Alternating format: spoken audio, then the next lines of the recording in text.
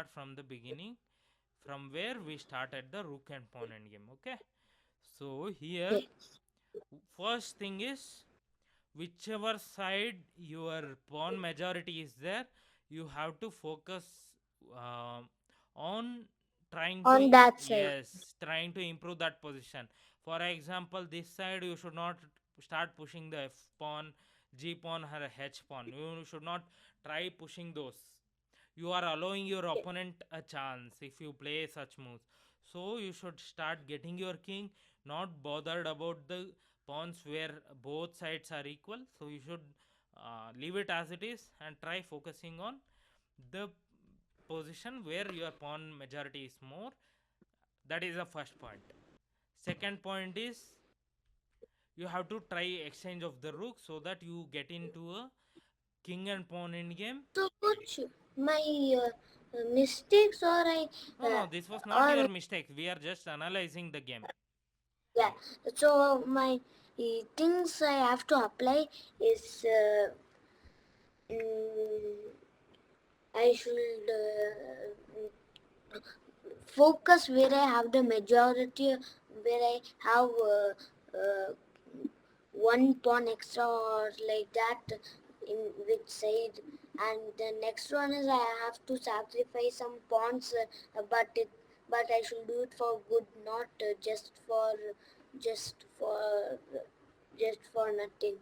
Yes, that you need to be aware now. So, 2 points. One thing is focus on the side where your pawn majority is there, and you have to take control of the open file here. Now, this is an open file.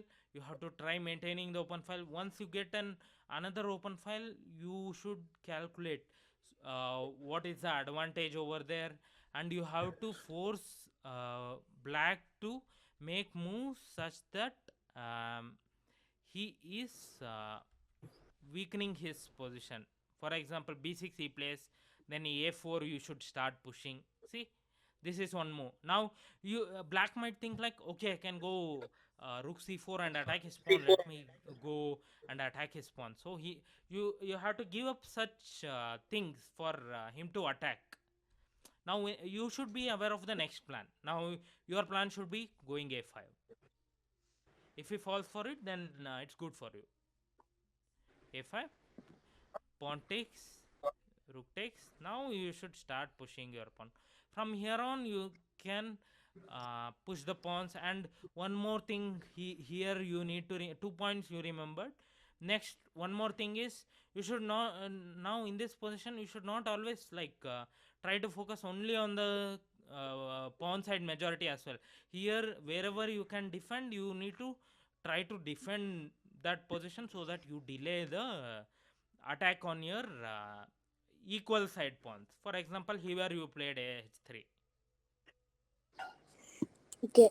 So that is the So third point. the third point is I have to, when needed, I also have to defend the other side. Not only I have to focus on the side where I have the majority of the pawns. Yes, when there is attack coming, like king infiltration on your minor pawn or equal pawns side, then when there is king infiltration, then you have to try to defend over there.